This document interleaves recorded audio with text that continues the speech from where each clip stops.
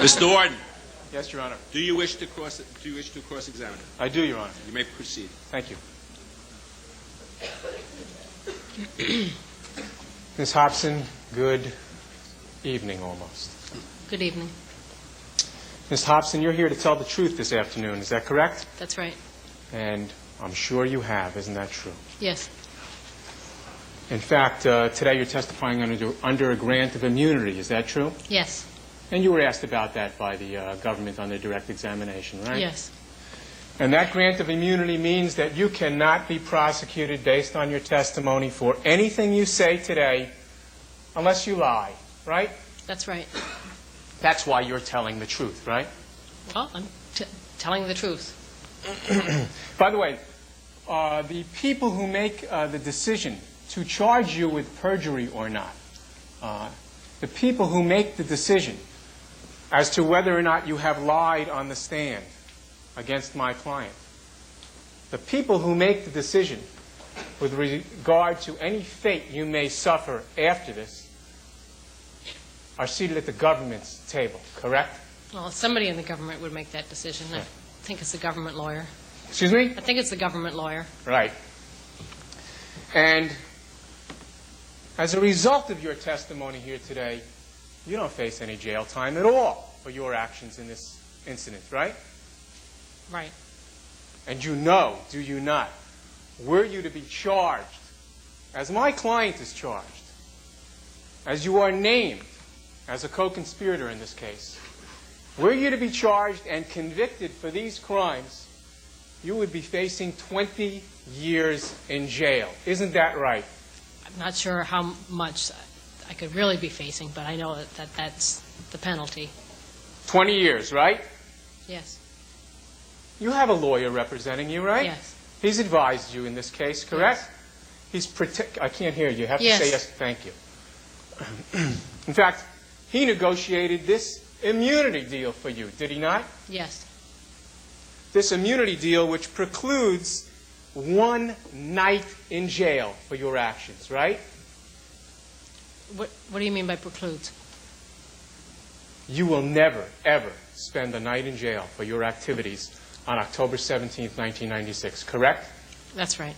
Your activities in which you engaged in a conspiracy to distribute 1/2 pound of cocaine, right? You see, I didn't think at the time that it was a conspiracy.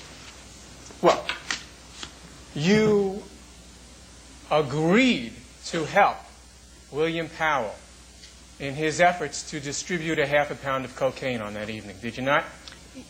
Yes or no? I got the cocaine that was in my house. And do you have any other impression of getting the cocaine in your house other than that was helping William Howell in his efforts to distribute 1/2 pound?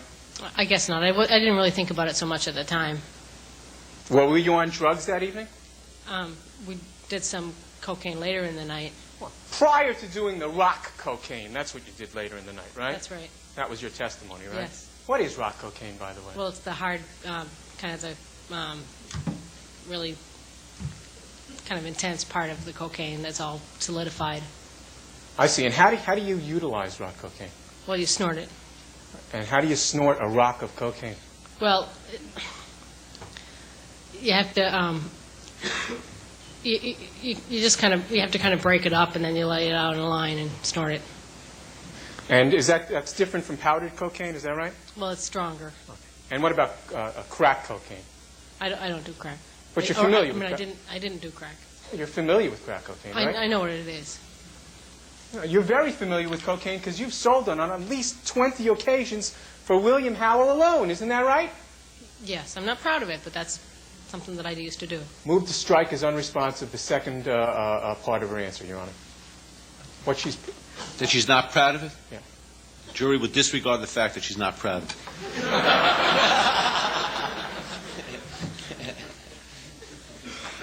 Now, by the way, you know what 1/2 pound of cocaine looks like, right?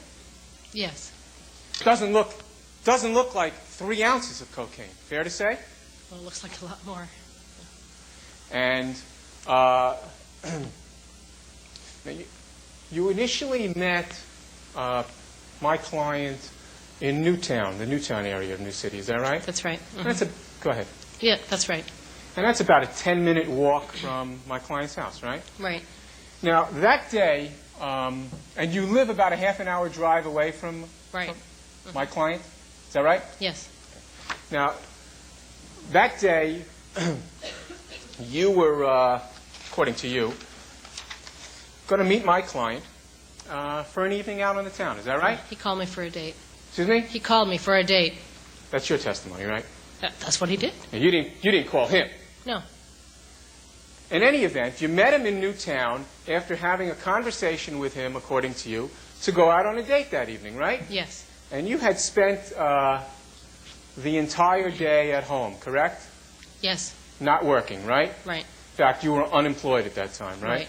You hadn't been employed for at least the previous week. Is that correct? Right. And you're immediately the employment that you had was as a floor girl at some store. Is that right? Yes. And that terminated. You were laid off about a week earlier. Yes. A week before, we're talking about October 17th, 1996, right? Right. And that employment was only temporary anyway, right? Right. Now, how long had you been working there? I can't remember. I think it was just maybe about a month or so. And prior to that employment, when were you employed previous to that? I was just picking up temp work, so I think it was maybe a few weeks or so before that. So you hadn't been earning a lot of money, had you? No, it was kind of a bad time. And this bad time, it's fair to say that October 17th, you hadn't worked for a week. You were in need of money, weren't you? Well, I didn't have a lot of expenses, and I tried to not need a lot of expenses, but It was a bad time for you, right? I wasn't doing that great. And other times when you weren't doing that great, you had occasion to go out and sell cocaine for William Howell. Yes or no? I did sell cocaine for William Howell. On at least 20 occasions previous to October 17th, correct? Right. And in fact, you had sold cocaine only a couple of days before October 17th, 1996, correct? Yes. And that wasn't for Fred Peters, was it? No, it wasn't. Have you ever spent a night in jail at all? No, I haven't. What about for your conviction 2 years ago on that marijuana charge? Did you spend an evening in jail then? Well, I spent some hours in jail after I was booked. Okay. Would you agree with me that even though it's hours in jail, it's a pretty horrendous experience, isn't it? Yeah, it was awful. Can you imagine? Can you imagine spending 20 years in jail? Has that gone through your mind at all, Miss Hobson? I try not to think about it. But you did think about it, didn't you, Miss Hobson?